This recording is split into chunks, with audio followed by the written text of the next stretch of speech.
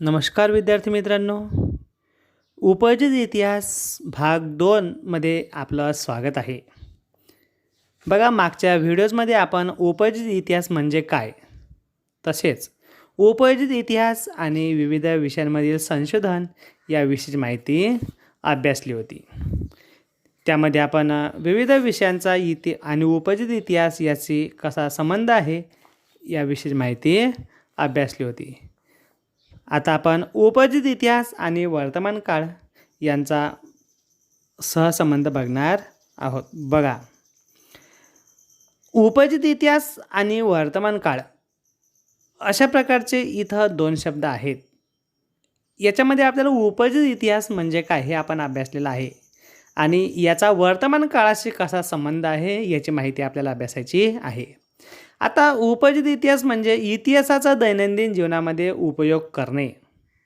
आपल्याला माहीत आहे की इतिहास हा भूतकाळामध्ये घडून गेलेला असतो आणि मानव वर्तमान काळामध्ये जीवन जगत असतो. पण वर्तमान काळामध्ये जीवन जगत असताना भविष्याचा विचार तो करत असतो. म्हणून वर्तमान काळाचं आकलन आपल्याला भविष्य काळाच्या दिशादर्शन म्हणून करता येते. म्हणजे काय की इतिहासाच्या आधारे वर्तमान काळाचं यथायोग्य आकलन आणि भविष्य काळासाठी मार्गदर्शन ते करत असते. कारण उपयोजित इतिहासाच्या माध्यमातून आपल्याला वर्तमान काळामध्ये कशाप्रकारे जीवन जगायचं यासाठी मार्गदर्शन मिळत असते. आणि म्हणून इतिहासाचा दैनंदिन व्यवहारामध्ये उपयोग काय असा प्रश्न नेहमी विचारला जातो की इतिहासाचा दैनंदिन व्यवहारामध्ये उपयोग काय आहे, म्हणजेच याचा काहीच उपयोग नाही असा प्रश्न विचारला जातो. परंतु उपयोजित इतिहास म्हणजे काय या प्रश्नाच्या उत्तरातच वरील प्रश्नांचे उत्तरही आपोआप मिळते. याचं कारण काय आहे की भूतकाळाचं मूर्त आणि अमूर्त स्वरूप यातील अनेक अवशेष वर्तमान काळात अस्तित्वात असतात. बघा, भूतकाळामध्ये इतिहास जो घडून गेलेला असतो तो आपल्यापर्यंत मूर्त आणि अमूर्त स्वरूपात उपलब्ध असतो. मग इतिहासाची जी अनेक साधने उपलब्ध असतात त्या साधनांवरून आपल्याला तत्कालीन काळात इतिहास कशा प्रकारे कोण घडवलेला आहे याविषयीची माहिती आपल्याला मिळते. आणि इतिहास कोण घडवलेला असतो तर मानवाने, म्हणजेच आपल्या पूर्वजांनी हा इतिहास घडवलेला असतो. आणि म्हणून भूतकाळामध्ये कशा प्रकारे हा इतिहास घडलेला आहे त्याबद्दल आपल्या मनात कुतूहल असते, आत्मीयता असते. कुतूहल असते म्हणजेच काय तर आपल्या पूर्वजांनी कसा इतिहास निर्माण केलेला आहे, त्यांनी कोणता पराक्रम केलेला आहे हे जाणून घ्यायची आपल्यामध्ये कुतूहलता असते. आता हे आपले पूर्वज आहेत म्हणजेच ते आपले कोणतरी आहेत, म्हणजेच आपण त्यांचा वारस आहो. त्यामुळं त्यांच्याबद्दल आपल्याला आत्मीयतासुद्धा असते. आणि म्हणून त्यांच्या अस्तित्वाचा इतिहास आपल्याला समजून घ्यावासा वाटतो. म्हणून त्यांचं अस्तित्व कशा प्रकारचं होतं, ते कशा प्रकारे जीवन जगले हे आपल्याला जाणून घ्यावंसं वाटतं. का? कारण ते आपल्या पूर्वजांनी निर्माण केलेल्या कलाकृतींचे, परंपरांचे अवशेष असतात. बघा, आपण मगाच बघितलं की इतिहास हा भूतकाळात जरी घडून गेलेला असला तरी तो इतिहास आपल्या पूर्वजांनी निर्माण केलेला असतो. म्हणून आपल्याला पूर्वजांच्या इतिहासाची जी साधने मिळतात ते मौखिक स्वरूपाचे असो की भौतिक स्वरूपाचे असो की लिखित स्वरूपाचे असो, त्यांच्या माध्यमातूनच आपल्यापर्यंत त्यांचा इतिहास पोहोचलेला असतो. आणि त्या अवशेषांमध्येच आपल्या परंपरा आणि आपली संस्कृती दिसून येत असते आणि तो आपला सांस्कृतिक वारसा असतो. आणि तोच आपला काय असतो, सांस्कृतिक वारसा असतो. आता बघा, सांस्कृतिक वारसा हा प्रामुख्याने मानवाने निर्माण केलेला वारसा आहे. सांस्कृतिक वारशाचे 2 प्रकार पडतात, त्याची माहिती आपण पुढच्या मुद्द्यामध्ये अभ्यासणारच आहोत. मूर्त आणि अमूर्त स्वरूपाबद्दल तो असतो. मूर्त म्हणजे दृश्य स्वरूपात असतो आणि अमूर्त म्हणजे अदृश्य स्वरूपात असतो. आता मूर्त म्हणजे काय? तर याच्यामध्ये प्रामुख्याने जे वास्तू असतात, किल्ले, लेण्या, मोठमोठ्या वास्तू, हे दृश्य स्वरूपात असतात. म्हणून त्याला मूर्त सांस्कृतिक वारसा असं म्हणतात. आणि अमूर्त म्हणजे अदृश्य स्वरूपाचे, उदाहरणार्थ सण, उत्सव, समारंभ, रूढी, परंपरा ह्या विशिष्ट कालावधीमध्ये दिसत असतात. परंतु प्रत्यक्ष त्या दाखवता येत नाही, म्हणून त्यांना अमूर्त असं म्हणतात. उदाहरणार्थ आपला दिवाळी सण आहे किंवा केरळमधील कुटियाट्टम नाट्य परंपरा आहे, तिथली नृत्य परंपरा आहे, यांचा समावेश अमूर्त वारशामध्ये होतो. बघा, हा जो वारसा सांस्कृतिक आहे, ती आपली ओळख असते. कारण आपले पूर्वज कशा प्रकारचे होते हे आपल्याला त्यांच्या दृश्य आणि अदृश्य स्वरूपाच्या वारशातून दिसत असते. आणि त्याच्या इतिहासाचे ज्ञान आपल्याला आपल्या उगमाकडे घेऊन जाणारे असते. आपल्या उगमाकडे घेऊन जाणारे असते म्हणजे काय? की आपले जे पूर्वज आहेत त्यांचा इतिहास आपल्याला समजण्यास मदत करत असते. आणि त्यामुळे तो सांस्कृतिक वारसा आपल्या आणि पुढील पिढ्यांच्या हितासाठी दीर्घकाळ जतन करण्याची आणि त्याचे संवर्धन करण्याची आवश्यकता असते. बघा, आता हा जो सांस्कृतिक वारसा असतो हा आपल्याही मदतीचा आहे आणि येणाऱ्या ज्या पुढील पिढ्या आहेत त्यांच्याही हितासाठी चांगला असते. आणि म्हणून या वारशाचं दीर्घकाळासाठी जतन करण्याची आवश्यकता असते. तसं पाहिलं तर जे वारसा आहे हा 2 प्रकारचा असते, सांस्कृतिक आणि नैसर्गिक. सांस्कृतिक हा मानवनिर्मित असतो आणि नैसर्गिक हा निसर्गामध्ये असलेले प्राणी, पशु, पक्षी, वनस्पती यांच्याशी संबंधित आपल्याला असतो. मग नैसर्गिकमध्ये प्रामुख्याने आपल्याला सांगते तर अभयारण्य असतात, प्राणी संग्रहालय असतात. हा सुद्धा वारसाच असतो आणि म्हणून त्याचंही जतन करणं आवश्यक असते. उपजित इतिहासाच्या आधारे मूर्त आणि अमूर्त स्वरूपातील सांस्कृतिक वारशाचं जतन आणि संवर्धन करता येते. बघा, इतिहासाचा दैनंदिन जीवनात वापर करणे म्हणजे उपयोजित इतिहास. आणि याच उपयोजित इतिहासाच्या आधारे आपल्याला जो सांस्कृतिक वारसा आहे याचं जतन करता येते. जतन करणे म्हणजे टिकवून ठेवणे आणि संवर्धन करणे म्हणजे त्याच्यामध्ये वाढ करणे. म्हणजे हा सांस्कृतिक जो वारसा आहे नुसतं जतन करायचं नाही तर त्याच्यामध्ये आपल्याला वाढ करायची आहे. आणि हे जतन आणि संवर्धन करत असतानाच आपल्याला म्हणजेच इतिहासाचं उपयोजन करत असतानाच आपल्याला अनेक प्रकारच्या व्यवसायाच्या संधी निर्माण करता येतात. उदाहरणार्थ मग आपण बघितलं की लेण्या आणि किल्ले किंवा इतर काही इमारती किंवा वास्तू असतील किंवा वस्तू असतील यांचं जतन आपण करत असतो. उदाहरणार्थ वस्तू संग्रहालय, याच्यामध्ये अनेक प्राचीन काळातील वस्तू ठेवलेल्या असतात किंवा त्यांचा संग्रह केलेला असतो.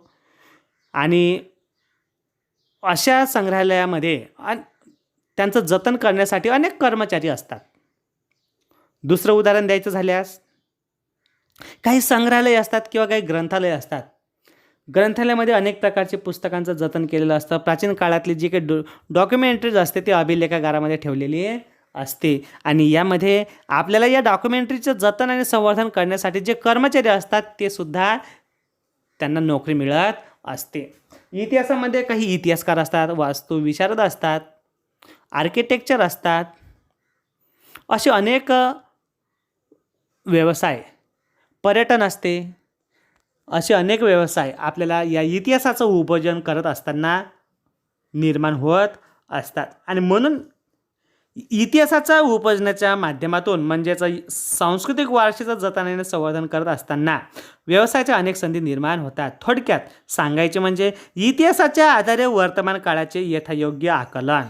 बघा, इतिहासाच्या आधारे वर्तमान काळाचे यथायोग्य आकलन आणि भविष्य काळासाठी दिशादर्शन असे उपयोजित इतिहासाचे वर्णन करता येते. म्हणजे इतिहासाच्या आधारे आपल्याला वर्तमान काळामध्ये यथायोग्य आकलन होत असते. इतिहास म्हणजे भूतकाळात घडून गेलेल्या घटना.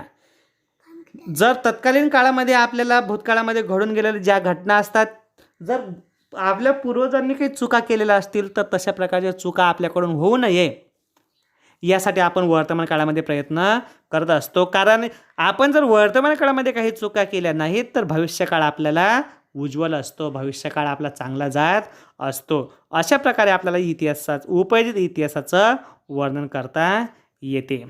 त्यानंतर आपण सांस्कृतिक आणि नैसर्गिक वारशाचं व्यवस्थापन कशा प्रकारे करतात याविषयीची माहिती अभ्यासणार आहोत. बघा, याच्यामध्ये सांस्कृतिक वारसा आणि नैसर्गिक वारसा असे वारशाचे 2 प्रकार आहेत. आपण सुरुवातीलाच अभ्यासलेला आहे की सांस्कृतिक वारसा हा मानवनिर्मित असतो, म्हणजेच तो मानवाने निर्माण केलेला असतो, आणि नैसर्गिक वारसा हा निसर्गातच उपलब्ध झालेला असतो. हा वारसा दोन्ही प्रकारचा असो, कोणत्याही प्रकारचा असो, परंतु या वारशापासून आपल्याला आपल्या पूर्वजांचं जीवन कशा प्रकारचं होतं याच्या आठवणी आपल्याला या वारशाच्या माध्यमातून जपून करता येतात. याच्यामध्ये बघा, प्रथम आपण बघू सांस्कृतिक वारसा. आपण सुरुवातीलाच बघितलेला आहे की हा मानवनिर्मित असतो. सांस्कृतिक वारसा हा कसा असतो? मानवनिर्मित असतो. तो मूर्त आणि अमूर्त अशा 2 प्रकारचा असतो. मूर्त आणि अमूर्त. बघा, आपण सुरुवातीलाच बघितलेलं आहे की मूर्त म्हणजे दृश्य स्वरूपाचा आणि अमूर्त म्हणजे अदृश्य स्वरूपाचा. मूर्त वारसा म्हणजेच आग्रा येथील लाल किल्ला आहे, वेरूळच्या लेण्या आहेत, अजिंठा येथीलही लेण्या आहेत. आणि तुमच्या माहितीसाठी आग्रा येथील किल्ला, वेरूळ आणि अजिंठ्याचा लेण्या आणि आग्र्याचा ताजमहाल यांचा युनेस्को या जागतिक संघटनेने जागतिक वारसा यादीमध्ये या स्थळांचा 1983 मध्ये समावेश केलेला आहे. त्यानंतर यांचा समावेश मूर्त वारशामध्ये होतो. त्यानंतर अमूर्त वारसा म्हणजे अदृश्य स्वरूपाचा वारसा. तुमच्या माहितीसाठी 2001 मध्ये युनेस्को या जागतिक वारसा संघटनेने जागतिक यादीमध्ये आपल्या भारतातील केरळमधील कुटियम ही नाट्य परंपरा आहे आणि नृत्य परंपरा आहे यांचा समावेश जागतिक वारसा यादीमध्ये केलेला आहे. अशा प्रकारे आपल्याला मूर्त आणि अमूर्त वारसा कसा असतो याविषयी माहिती सांगता येते. आता आपण सविस्तरपणे बघू मूर्त सांस्कृतिक वारसा. बघा, या प्रकारात प्राचीन स्थळे, वास्तू, वस्तू, हस्तलिखिते, शिल्पे, चित्रे इत्यादींचा समावेश होतो. बघा, तुम्हाला बोर्डाच्या परीक्षेमध्ये चौकटी पूर्ण करा अशा प्रकारचा प्रश्न येतो. त्यामध्ये तुम्हाला मूर्त सांस्कृतिक वारसा असा मुद्दा येऊन खाली 2 किंवा 4 चौकटी असतात. जर 2 चौकटी आल्या तर यापैकी तुम्हाला 2 ठिकाणांची नावं लिहायची आहेत. जर 4 आली तर 4 वस्तूंची नावे लिहायची आहेत. आता इथं उदाहरण म्हणून आपल्याला सांगता येते. बघा, आग्र्याचा किल्ला आहे, आग्र्याचा ताजमहल आहे, लेण्या आहेत. याच्यामध्ये प्रामुख्याने वेरूळ आणि अजिंठा या जगप्रसिद्ध लेण्या आहेत. आणि तुम्हाला सांगितलेलं आहे की 1983 मध्ये यांचा जागतिक वारसा स्थळामध्ये समावेश केलेला आहे. त्यानंतर अमूर्त सांस्कृतिक वारसा. बघा, या प्रकारात पुढील गोष्टींचा समावेश होतो. आपण सुरुवातीला बघितलेला आहे की अमूर्त म्हणजेच अदृश्य स्वरूपाचा जो वारसा असतो हा प्रामुख्याने यामध्ये सण, उत्सव, समारंभ, रूढी, परंपरा, धार्मिक विधी यांचा समावेश होतो. आणि पुढच्या पानावर आपण एका दृष्टिक्षेपात याची माहिती अभ्यासणारच आहोत. बघा, अमूर्त सांस्कृतिक वारशामध्ये खालील वारशाचा समावेश होतो. याच्यामध्ये पहिला आहे मौखिक परंपरा.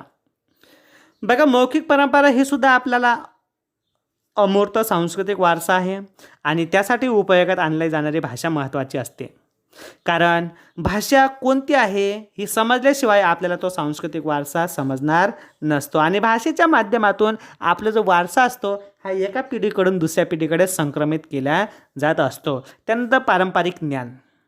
यामध्ये विविध पारंपरिक व्यवसायांचा समावेश होतो. यामध्ये प्रामुख्याने मातीपासून मडकी बनवणे, धातूंपासून दागिने बनवणे हे पारंपरिक ज्ञान असतं आणि यालाच अमूर्त सांस्कृतिक वारसा म्हणतात. आणि तुम्हाला माहीत आहे की यापासून रोजगाराच्या अनेक प्रकारच्या संधी निर्माण होत असतात. त्यानंतर सण समारंभ साजरे करण्याच्या सामाजिक पद्धती आणि धार्मिक विधी. आपण सुरुवातीलाच अभ्यासलेला आहे की उत्तराखंडमधील गढवाल या ठिकाणी रम्मन सण साजरा केला जातो. यालाच अमूर्त सांस्कृतिक वारसा असं म्हणतात. आता यालाच का, कारण जागतिक वारसा स्थळाने युनेस्को संघटनेने याचा जागतिक वारसा स्थळामध्ये समावेश केलेला आहे. मग हेच सण नाही तर कोणत्याही प्रकारचे जे सण असतात यांचा समावेश आपल्याला अमूर्त सांस्कृतिक वारशामध्ये केल्या जातो. मग आपला दिवाळी, दसरा या सणांचा सुद्धा समावेश त्यामध्ये होतो, परंतु याचा समावेश जागतिक वारसा स्थळाच्या यादीमध्ये समावेश केलेला नाही. त्यानंतर कला सादरीकरणाच्या पद्धती. मग कला आपल्याला माहीत आहे की कला आपण घटक क्रमांक 4मध्ये याची सविस्तर माहिती अभ्यासणारच आहोत. परंतु कला म्हणजे काय, तर कलेचे एकूण 64 प्रकार आहेत. याच्यामध्ये प्रामुख्याने नृत्यकला ही केरळची आहे. याचाही युनेस्कोने जागतिक वारसा स्थळामध्ये समावेश केलेला आहे. मग नृत्य असेल, गायन असेल, संगीत असेल, हे कलेचे प्रकार आपल्याला सांगता येतात. त्यानंतर विशिष्ट पारंपरिक कौशल्य असतात. मग आपण पारंपरिक ज्ञानामध्ये जे व्यक्तींमध्ये किंवा समाजामध्ये विशिष्ट अशा प्रकारचे पारंपरिक व्यवसाय केले जातात त्यांचा समावेश या विशिष्ट पारंपरिक कौशल्यांमध्ये होतो. त्यानंतर अशा परंपरा, पद्धती, कौशल्ये इत्यादींचे प्रतिनिधित्व करणारे जे गट असतात किंवा समूह असतात त्यांचा समावेश या वारशामध्ये केला जातो. मग उदाहरण म्हणून आपण धातूंपासून जे दागदागिने बनवतात त्यांचासुद्धा समावेश त्यामध्ये होतो. त्यानंतर मातीपासून जे मडकी बनवणारे असतात त्या कलाकृतींचा सुद्धा समावेश या सांस्कृतिक वारशामध्ये होतो. अशा प्रकारे आपल्याला सांस्कृतिक वारसा याविषयीची माहिती सांगता येते. आता आपण बघू नैसर्गिक वारसा.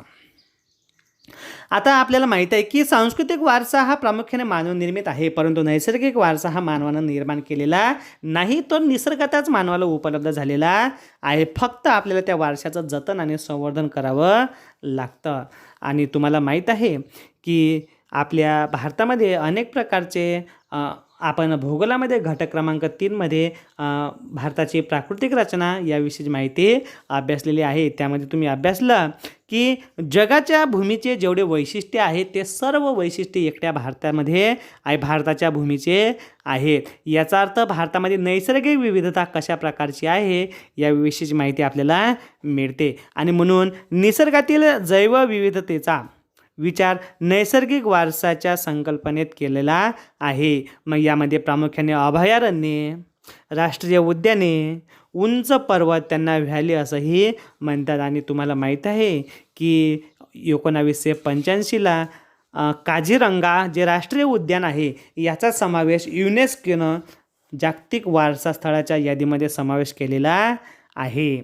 आणि बघा, नैसर्गिक वारशामध्ये प्रामुख्याने 3 गोष्टी महत्त्वाच्या आहेत. याच्यामध्ये पहिला प्राणी, वनस्पती आणि परिसंस्था.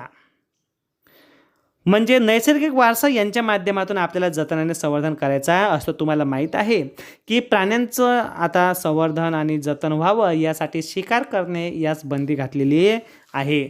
आणि त्यामुळं आपल्याला कोणत्याही प्रकारची प्राण्यांची हत्या होऊ नये, प्राण्यांना संरक्षण मिळावं यासाठी शिकारीवर बंदी करण्यात आलेली आहे. आणि असं केल्यामुळं काय होतं की या प्राण्यांचं जतनही होतं आणि संवर्धनसुद्धा होतं. तुम्हाला माहीत आहे की भारतामध्ये अनेक अशा प्रकारच्या प्राण्यांची जमाती आहेत की त्यांचं अस्तित्व आता नष्ट होत आहे, परंतु अशा प्रकारच्या अभयारण्ये आणि राष्ट्रीय उद्याने उभारल्यामुळं या प्राण्यांना चांगल्या प्रकारची संख्या यांची वाढत असलेली दिसून येते. त्यानंतर वनस्पती. बघा, वनस्पतीमध्ये सुद्धा याच्यामध्ये प्रामुख्याने अभयारण्यांमध्ये कोणत्याही प्रकारच्या प्राण्यांचा शिकार करू नये, त्याचप्रमाणे वनस्पती किंवा काय म्हणतात त्याला वृक्षतोड करू नये यासाठी बंदी घालण्यात आलेली आहे. आणि त्यामुळं अनेक प्रकारच्या वनस्पती तिथं आढळून येतात. आणि त्यांच्या अस्तित्वासाठी आवश्यक असणाऱ्या ज्या परिसंस्था आहेत, म्हणजे यामध्ये प्रामुख्याने परिसंस्था म्हणजे काय, तर सूक्ष्म ते सूक्ष्म जीवापासून तर मोठ्यातील मोठ्या प्राण्यांपर्यंत त्यांचं अस्तित्व आपल्याला दिसून येते. आणि आपल्याला माहीत आहे की यातील अन्नसाखळी, आपल्याला माहीत आहे की अन्नसाखळीतील काही सजीव जर नष्ट झाला असेल तर त्याचा संपूर्ण परिणाम आपल्याला अन्नसाखळीवर होताना दिसून येतो. आणि म्हणून आपल्याला या नैसर्गिक वारशाचं जतन आणि संवर्धन करणं आवश्यक आहे. बघा, पुढील मानवी पिढ्यांच्या हितासाठी आपल्या वारशाचे जतन होणे आवश्यक आहे. बघा, आपण म्हणतो की पाणी हेच जीवन आहे. कारण पाणी हे निर्माण करता येत नाही, निसर्गतःच आपल्याला त्याची उपलब्धी होत असते आणि त्याच्यामुळं आपल्याला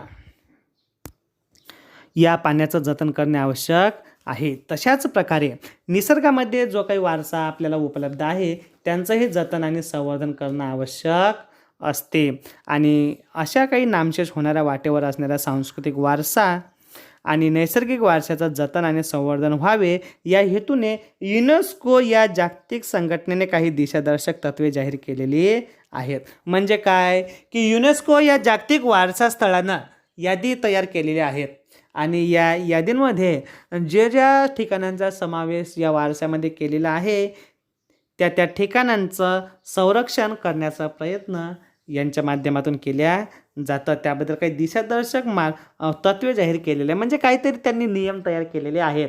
त्या नियमांचं पालन आपल्याला करावं लागतं. आपल्याला माहीत आहे की आपण जेव्हा वैयक्तिक किंवा मित्रांसोबत किंवा फॅमिलीसह किंवा आपल्या शाळेच्या ट्रिपसह जेव्हा आपण नैसर्गिक किंवा ऐतिहासिक ठिकाणाला भेट द्यायला जातो तेव्हा तिथं आपण काहीतरी नावं लिहून ठेवतो. जसं काही ते आपल्या वडिलांनीच तयार केलेलं आहे. आपलंच लिहित नाही तर आपल्या मित्राचंही नाव लिहून ठेवतो म्हणजे त्याच्याही वडिलांनी तयार केलेलं आहे. पण असं करता कामा नये. त्याच्यामुळं काय होतं की हा नैसर्गिक वारसा जतन आणि संवर्धन होण्याऐवजी त्याचं विद्रुपीकरण होत असतं आणि हे होऊ नये यासाठी या जागतिक वारसा संघटनेनं काही दिशादर्शक तत्त्व जाहीर केलेले आहेत आणि या तत्त्वांच्या आधारे जागतिक वारशाच्या पदास पात्र असणारी स्थळे, परंपरा यांची त्यांनी यादी जाहीर केलेली आहे. बघा इथं तुम्हाला एका दृष्टिक्षेपात ही यादी दिलेली आहे.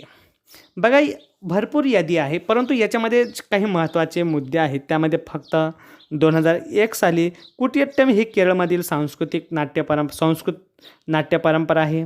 2005 मधील उत्तर भारतातील रामलीला सादरीकरण आहे.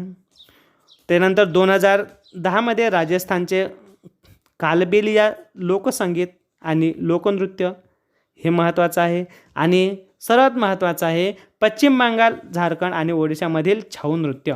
हेच का महत्त्वाचे आहे कारण याच्यावर आज तुम्हाला स्वाध्यायामध्ये प्रश्न आहेत. चुकीची जोडी दुरुस्त करून लिहा. त्याच्यामुळे हेच लक्षात घ्यायचे आहेत. बाकीचे तुमच्या लक्षात राहतील तर ठीक आहे परंतु हे अतिशय महत्त्वाचे आहेत. त्यानंतर भारतातील जागतिक वारसा स्थळे आहेत, काही सांस्कृतिक वारसा स्थळे याचीही यादी इथं दिलेली आहे. यातील जे शेवटचं आहे 1987 मध्ये घारापुरी एलिफंटा लेणी हे घटक क्रमांक 8 मध्ये याची माहिती आपण अभ्यासणारच आहोत. त्यानंतर भारतातील जागतिक वारसा स्थळे सुद्धा दिलेली आहेत. तुम्हाला सांगितलं की काझीरंगा राष्ट्रीय उद्यान हे 1985 मध्ये याचा समावेश वारसामध्ये केलेला आहे. अशा प्रकारे बघा युनेस्कोच्या जागतिक नैसर्गिक वारसा स्थळाच्या यादीत पश्चिम घाटाचा समावेश 2012 मध्ये केलेला आहे. बघा आपण महाराष्ट्रामध्ये राहतो आणि महाराष्ट्रातील पश्चिम घाटावरती जो सातारा जिल्हा आहे त्या सातारा जिल्ह्यातील कास पठार याचा समावेश या वारसा स्थळामध्ये केलेला आहे. संपूर्ण पश्चिम घाटाचा समावेश याच्यामध्ये केलेला नाही आणि आपल्या अभिमानाची गोष्ट अशी आहे की आपण ज्या परिसरामध्ये राहतो त्या परिसरातील भागाचा युनेस्को या जागतिक संघटनेनं याची दखल घेतलेली आहे. बघा सातारा जिल्ह्यातील कास पठार पश्चिम घाट रांगांमध्येच आहे. सांस्कृतिक आणि नैसर्गिक वारशाचे व्यवस्थापन हे उपयोजित इतिहासाचे एक प्रमुख अंग आहे. बघा सांस्कृतिक आणि नैसर्गिक वारशाचं व्यवस्थापन जर आपण केलं तरच आपल्याला इतिहासाचं उपयोजन केलं असं म्हणता येते आणि या वारशाचे जतन आणि संवर्धन करण्याचे बहुतांश काम भारत सरकारचे पुरातत्व खाते आणि प्रत्येक घटक राज्याची पुरातत्व खाते करत असतात. यासोबतच काही सेवाभावी स्वयंसेवी संस्थासुद्धा असतात. यामध्ये इंटॅक नावाची ही एक संस्था आहे.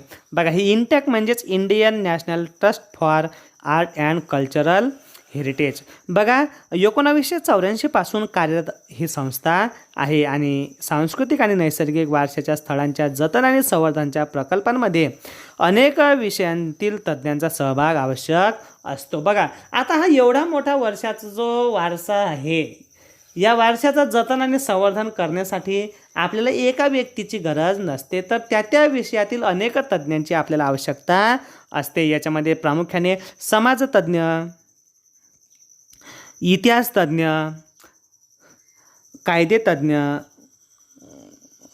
विधितज्ञ अशा अनेक लोकांचा, तज्ज्ञांचा सहभाग याच्यामध्ये असतो. कारण त्यांना त्या विषयांचं ज्ञान असल्यामुळे त्यांच्या माध्यमातून तो वारसा जतन आणि संवर्धन करण्याचा प्रयत्न केला जातो. बघा, त्या सरांमध्ये संबंधित स्थळांच्या सांस्कृतिक, सामाजिक, राजकीय इतिहासाची जाणीव निर्माण करण्याचे काम उपयोजित इतिहासाद्वारे करता येते.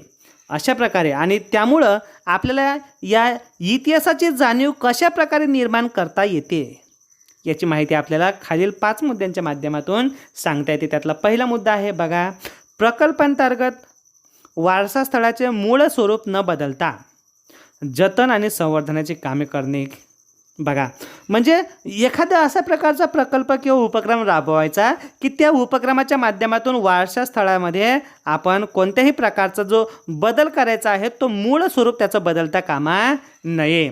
जर मूळ स्वरूप बदललं तर आपल्याला तत्कालीन त्या परिसरामध्ये जे काही लोक राहतात, नवीन येणारे जे पर्यटक असतात, त्यांना ती वस्तू अगदी प्राचीन नाही तर आता निर्माण केलेली आहे अशी जर भावना त्यांच्यामध्ये निर्माण झाली तर तो वारसा स्थळ आहे असं आपल्याला म्हणता येणार नाही. म्हणून या वारसा स्थळ जो नष्ट होत आहे त्याचं संवर्धन करत असताना त्याचं मूळ स्वरूप आहे हे बदलता कामा नये, याची दखल घ्यावी लागते.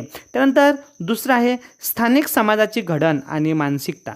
बघा, आपण हे वारशाचं मूळ स्वरूप न बदलता जे संवर्धन करत असतो त्यामध्ये स्थानिक समाजाची जडणघडण कशा प्रकारची झालेली असते, त्या समाजामध्ये राहणाऱ्या लोकांची मानसिकता काय असते, त्यांच्यापुढे असणारी विविध आव्हाने कोणती आहेत, त्यांच्या अपेक्षा कोणत्या आहेत यांचाही आढावा घ्यावा लागतो. कारण या सगळ्यांचा अभ्यास करण्यासाठी आपल्याला समाजतज्ञाची, समाजशास्त्रज्ञाची आवश्यकता असते आणि नंतरच आपल्याला तत्कालीन लोकांच्या काही समस्या आहेत आपल्याला उपक्रम राबवण्यामध्ये सुद्धा त्यांची मदत चांगल्या प्रकारे घेता येते.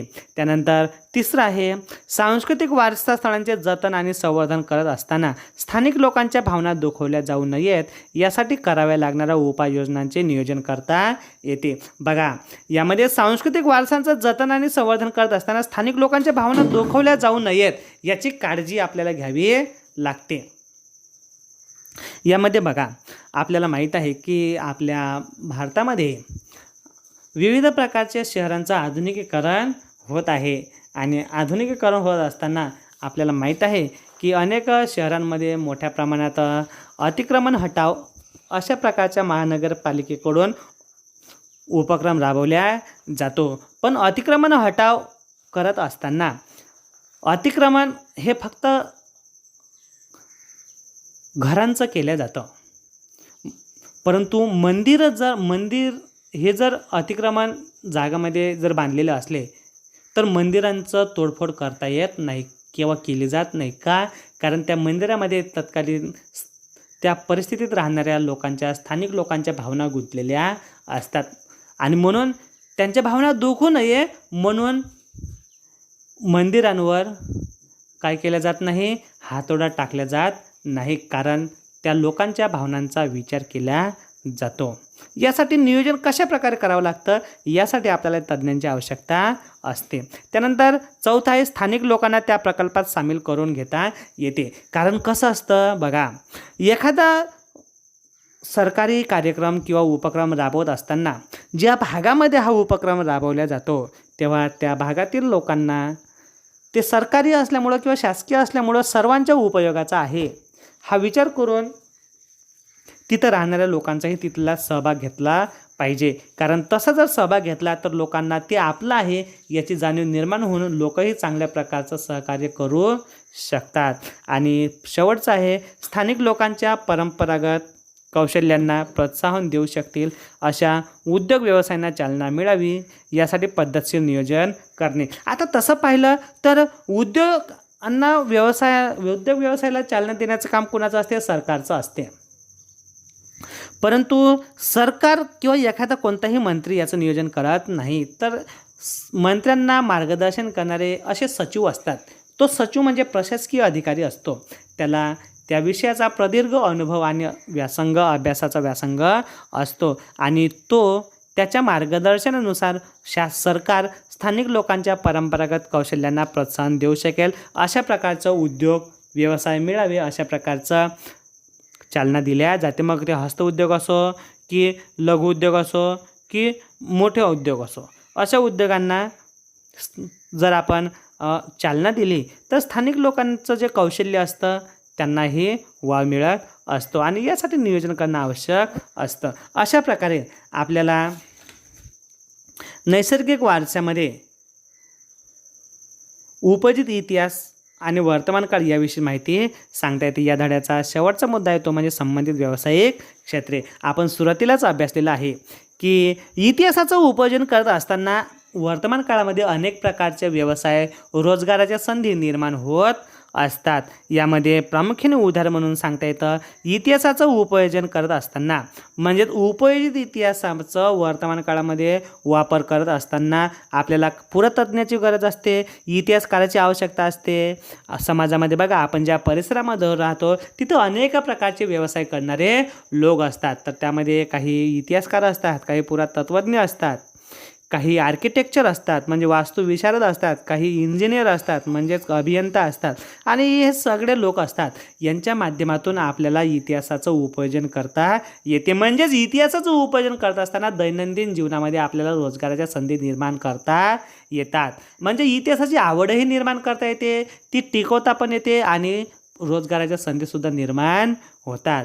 मग अशा कोणत्या प्रकारचे क्षेत्रे आहेत, त्या क्षेत्रांची व्यावसायिक अशा कोणत्या प्रकारच्या रोजगाराच्या संधी आहेत त्याविषयीची माहिती या मुद्द्यामध्ये अभ्यासायची आहे. बघा, पुढे उल्लेख केलेल्या क्षेत्रांशी संबंधित कायदेशीर नियम व सार्वजनिक धोरणे ठरवण्याचे इतिहासाचे ज्ञानपूरक ठरते. म्हणजे सार्वजनिक धोरण ठरवण्यासाठी आपल्याला कायदेशीर नियम माहीत असावे लागतात. म्हणजे ज्याला कायदे माहीत असतात त्याला वकील म्हणतात, म्हणजे वकील हा सुद्धा एक व्यवसाय आहे. सार्वजनिक धोरणे ठरवण्यासाठी इतिहासाचं ज्ञानपूरक ठरते, म्हणजेच इतिहासकार आवश्यक ठरतो. म्हणजे अशा प्रकारे अनेक व्यवसायाच्या संधी निर्माण होत असतात. बघा, याच्यामध्ये पहिलं सांगितलेलं आहे संग्रहालय आणि अभिलेखागार. याचं उदाहरण आपण सुरुवातीला अभ्यासलेलं आहे. आपल्या महाराष्ट्रामध्ये अनेक ठिकाणी संग्रहालये आहेत.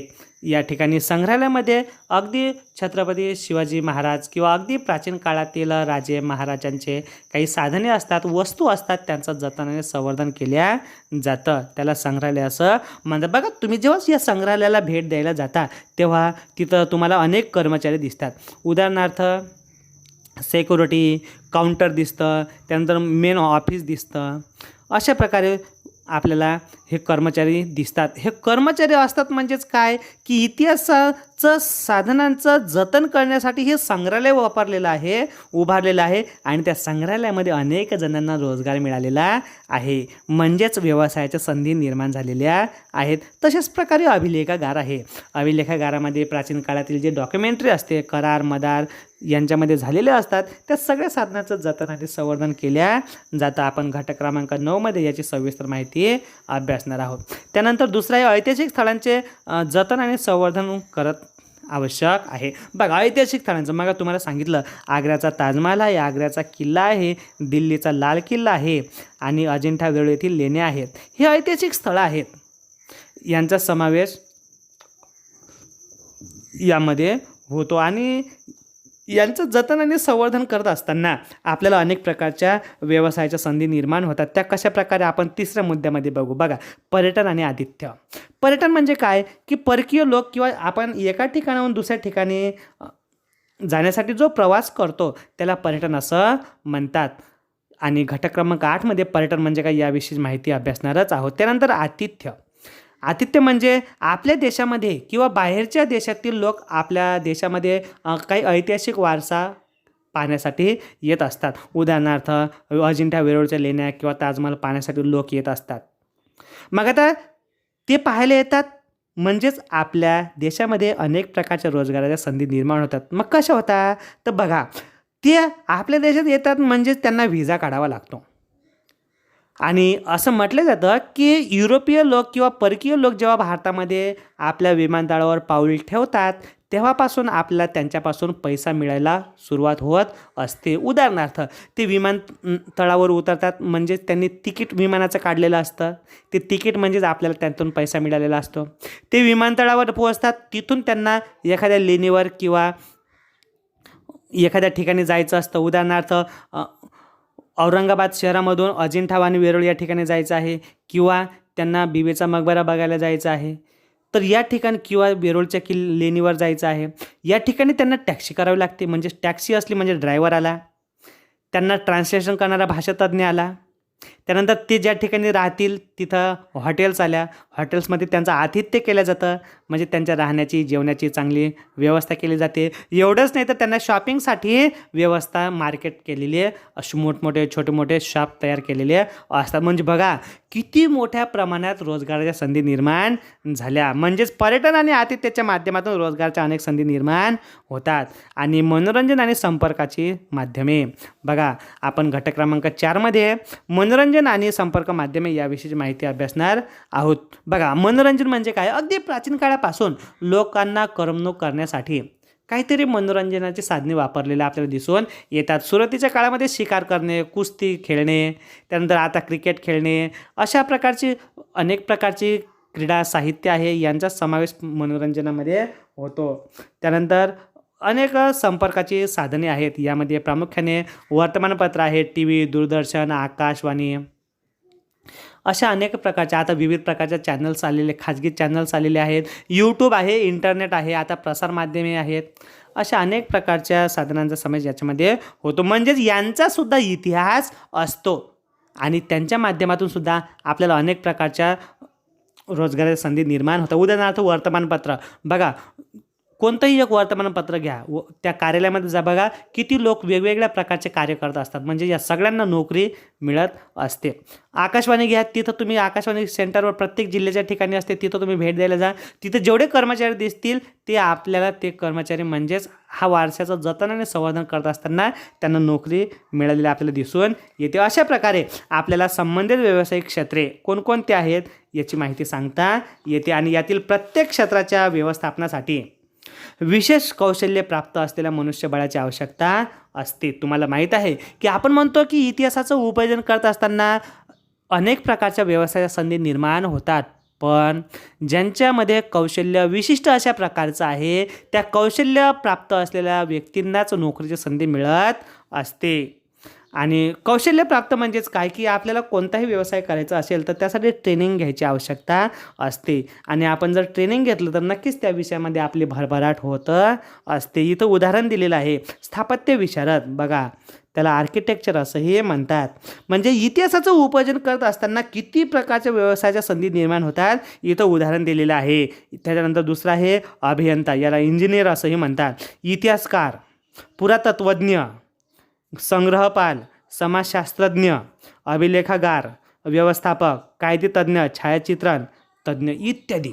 बघा, म्हणजे प्रत्येक क्षेत्रामध्ये इतिहासाचं जतन आणि संवर्धन करत असताना आपली आवडही जपवणूक करता येते आणि रोजगाराच्या संधीसुद्धा निर्माण होतात. बघा, आता याच्यामध्ये स्थापत्य विशारद दिलेला आहे. आता स्थापत्य विशारद म्हणजे काय, तर जो आर्किटेक्चर असतो तो काय करतो, व्यवस्थित आखणी करत असतो, इमारतीची बांधणी करत असतो.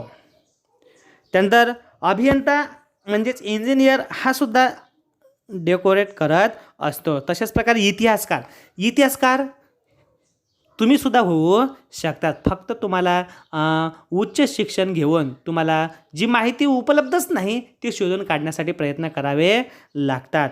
त्यानंतर पुरातत्व म्हणजे काय की जमिनीचं मध्ये उत्खनन करून जी साधने मिळतात त्या साधनांचा अभ्यास ज्या शास्त्रामध्ये केला जातो त्याला पुरातत्वशास्त्र असं म्हणतात आणि जो व्यक्ती त्याचा अभ्यास करतो त्याला पुरातत्वज्ञ असं म्हणतात. संग्रहपाल, मग तुम्हाला ग्रंथालय, अभिलेखागार आणि वस्तू संग्रहालय यांचं उदाहरणं दिलेली आहेत. त्यामध्ये जो व्यक्ती महत्त्वाचा असतो त्याला संग्रहपाल असं म्हणतात. ग्रंथालयामध्ये ग्रंथपाल असतो, त्याला सुद्धा चांगल्या प्रकारची नोकरी मिळत असते. त्याच्यानंतर समाजशास्त्रज्ञ बघा, अनेक समाजशास्त्रज्ञ आहेत, त्यांचा समाजाचा अभ्यास असतो. समाजामध्ये असलेल्या रूढी, परंपरा, संस्कृती याची अभ्यास त्यांचा असतो. त्यासोबतच अभिलेखागार, अभिलेखागार मग तुम्हाला सांगितलेलं आहे की कागदपत्रांचं जतन करत असताना अभिलेखागाराचं व्यवस्थापन करावं लागतं. त्यामध्ये कोणत्या वर्षीचे कोणते कागदपत्र आहे याची व्यवस्थित मांडणी करावी लागते. म्हणजेच ती नोकरीसुद्धा तुम्हाला मिळू शकते. त्यानंतर कायदेतज्ञ मग तुम्हाला सांगितलं वकील किंवा न्यायाधीश असतो त्यांना कायदेतज्ञ असं म्हणतात. म्हणजे त्यांना कायद्याचं ज्ञान असेल तर तुम्हाला तिथं चांगली नोकरी मिळू शकते. त्यानंतर छायाचित्रण बघा तुम्ही फार सेल्फी छान काढताय त्याच्यामुळं तुम्हालासुद्धा ही आवड जर जपून ठेवायची असेल तर तुम्हाला छायाचित्रकार म्हणूनही नोकरी मिळू शकते. तुम्हाला माहीत आहे जगप्रसिद्ध चित्रकार कोण आहे? Leonardo the Vinci. बघा त्यानं मोनालिसाचे चित्र काढलेलं आहे. म्हणजे सांगायचं तात्पर्य काय की इतिहासाचं उपयोजन करत असताना समाजामध्ये अशा अनेक प्रकारच्या व्यवसायाच्या संधी निर्माण होत असतात. ही यादी एवढ्यावरच संपत नाही तर अनेक खूप मोठी अशी लंबी यादी आहे. यामध्ये प्रामुख्याने प्राचीन स्थळे वास्तू वस्तू यांच्या ऐतिहासिक पार्श्वभूमीचे सर्व तज्ज्ञांना पुरेसे ज्ञान असणं आवश्यक. जे कोणी तज्ज्ञ आहेत त्यांना त्या प्रत्येक क्षेत्राचं ज्ञान असणं आवश्यक असते. आणि असं जर असेल तरच आपण त्याचा सांस्कृतिक आणि त्या वारशाचं जतनाने संवर्धन करू शकतो. उपयोजित इतिहासाच्या क्षेत्रातील प्रकल्पांमुळं वर उल्लेख केलेल्या क्षेत्रांमध्ये व्यवसायाच्या अनेक संधी उपलब्ध होऊ शकतात.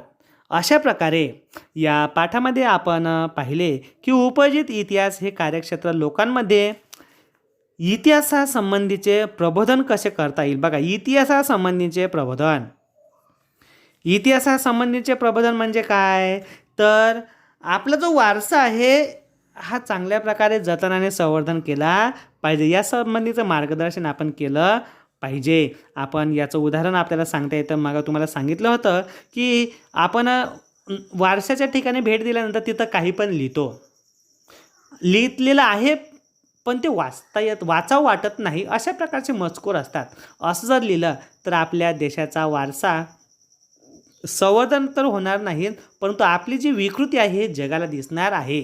म्हणून आपली विकृती दिसू नये तर संस्कृती दिसावी यासाठी आपण प्रयत्न करायला पाहिजेत. म्हणजेच अशा प्रकारचं आपण वागायला पाहिजेत या संबंधीचं प्रबोधन करता येते. आपल्या सांस्कृतिक आणि नैसर्गिक वारशाचे जतन आणि संवर्धन करण्याविषयी समाजात जागरूकता कशी निर्माण करता येईल हाही आपण प्रयत्न करायला पाहिजे. त्यासाठी इतिहासाचा ज्ञानाचा उपयोग कसा करता येईल त्या अनुषंगाने व्यावसायिक कौशल्य आणि उद्योग व्यवसायांच्या क्षेत्रात वाढ कशी करता येईल इत्यादी गोष्टींचा विचार आणि नियोजन करण्याचे काम उपयोजित इतिहास करत असते. म्हणजे अशा प्रकारे आपल्याला उपयोजित इतिहासाविषयीची माहिती सांगता येते. आणि ऐतिहासिक आणि सार्वजनिक स्थळांचे विद्रुपीकरण होऊ नये त्यांचे पुढील पिढ्यांच्या हितासाठी योग्यरित्या जतनाने संवर्धन व्हावे म्हणून हे आवश्यक असते.